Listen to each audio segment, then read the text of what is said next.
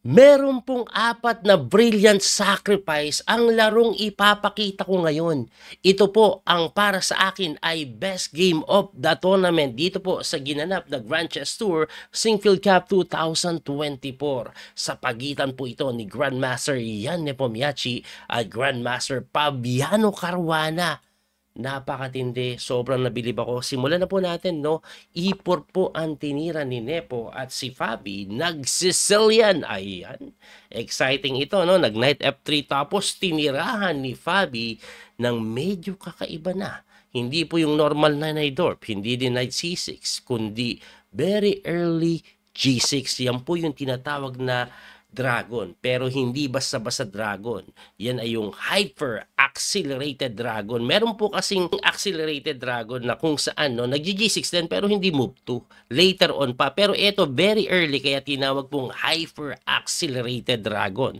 So kadalasan pong ginagawa dyan D4 talaga. At pagka pawn takes, knight takes, magbibishop po sa may G7, knight develop lang, tumira po ng knight C6, of course didepensahan mo yan, and then knight F6. After knight F6, develop lang yan, bishop C4, magkakasling yan, at pagkakasling dito po kayo makakita ng medyo weird pero linya ito. Bishop lang po sa may B3. Gusto ko lang ipaliwanag ito, no, bakit ginagawa yan, ibalik natin. Kasi pag nag-castling ka kaagad, looks normal, meron pong knight takes E4. Pag kinapture mo, may D5. So, iniiwasan po yung equal line na yan ng white. Kaya umaatras muna, walang sacrifice sa E4. Ang ginagawa naman dyan, nagdi-D6. Pagka D6, F3 lang. Tumira po ng Queen A5. Ayan, pininlam po yung kabayo na sinagot ng Queen D3. Ayan, actually ang main line po Queen dito. Pero halos pareho lang po yan.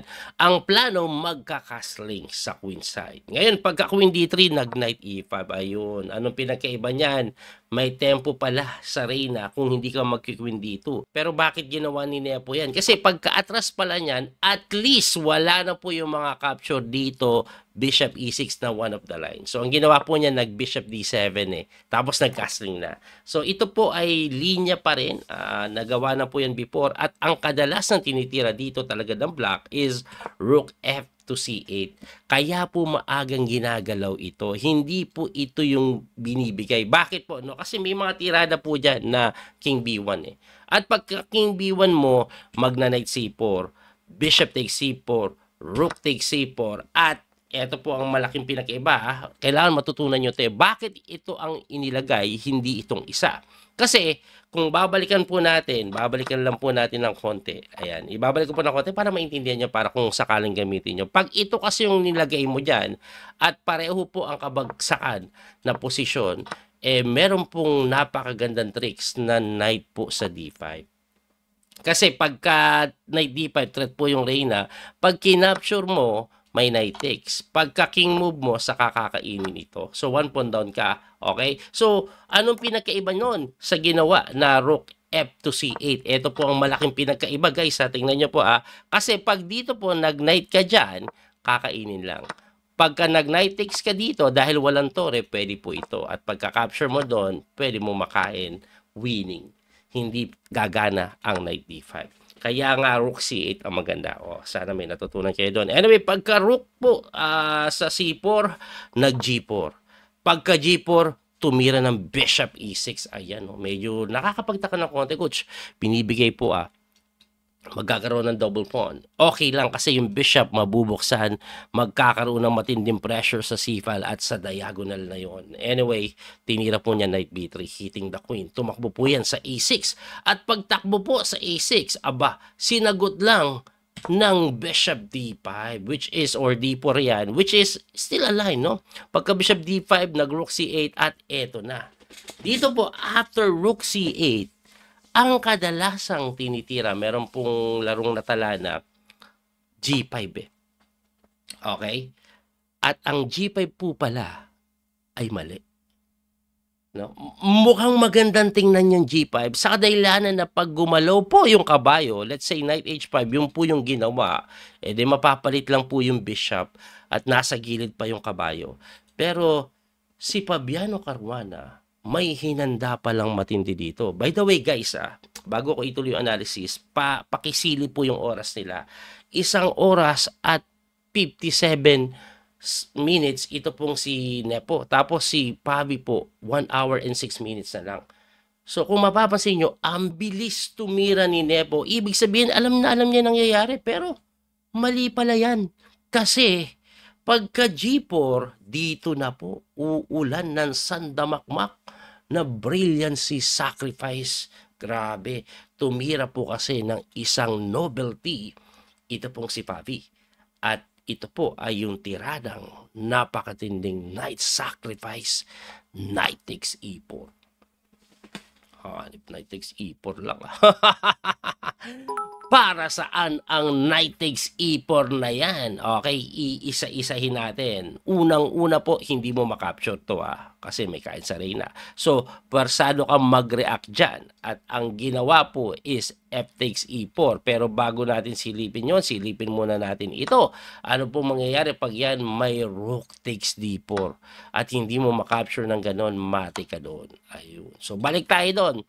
Kaya napilitan mag-F takes E4 na sinagot naman ng Bishop takes D4 lang. Siyempre, kakainin mo yan. O, di ba? Libre. Kaso, may another sacrifice na matindi.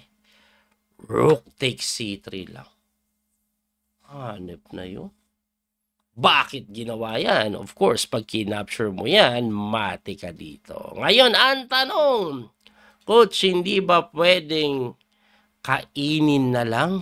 Pwede, kaso may Rook takes C2 at yan po ay hindi maganda pag ginawa mo ito. Ayan, pwede ka checkin. Pag humarang ka, check ka na naman. Pag tumakbo ka, kahit kainin na po ata ito Kahit kainin na o kainin pala yun. Ang daming threat no? So, hindi maganda.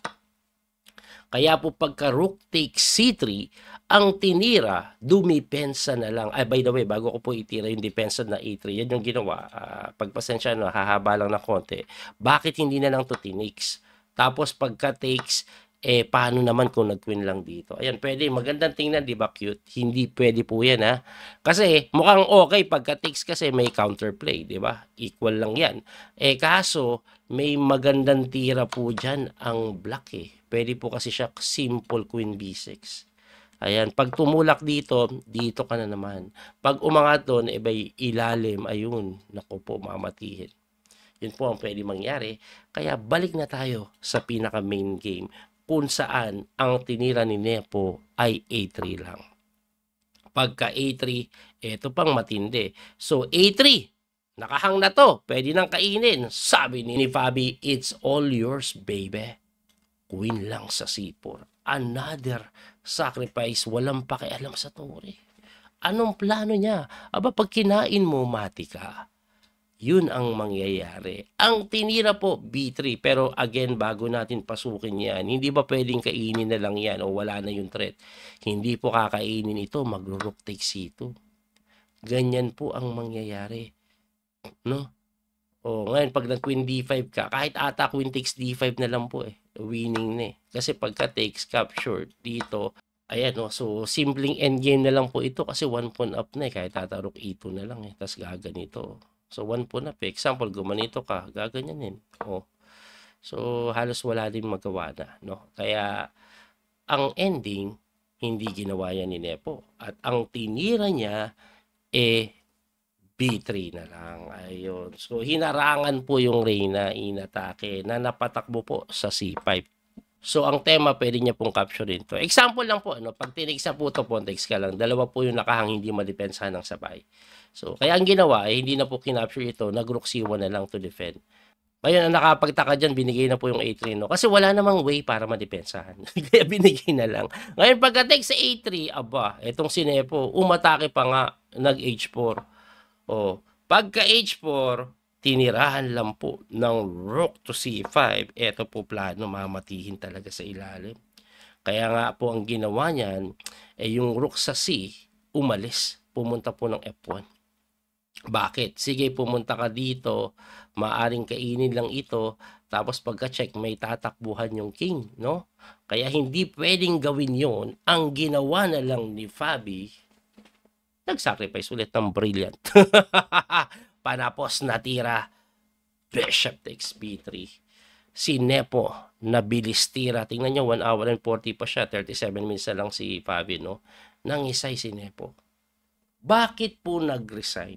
Okay, unang-una po, pag hindi po inansin yan, ito po yung threat. Ngayon, pwede naman kainin na kabayo yan ha. Meron pong rook takes b3. Pagka takes capture lang, haharangan mo, di ba? Pagkaharang mo, checking ka dito. Only square, tatakbo ka sa A file, kahit saan po dyan, may check. Pagkaharang, check ulit. Pagkapunta dito, check ulit, at eventually, mate. Lahat po yun ay force move. Grabing laro ito ni Fabi, no?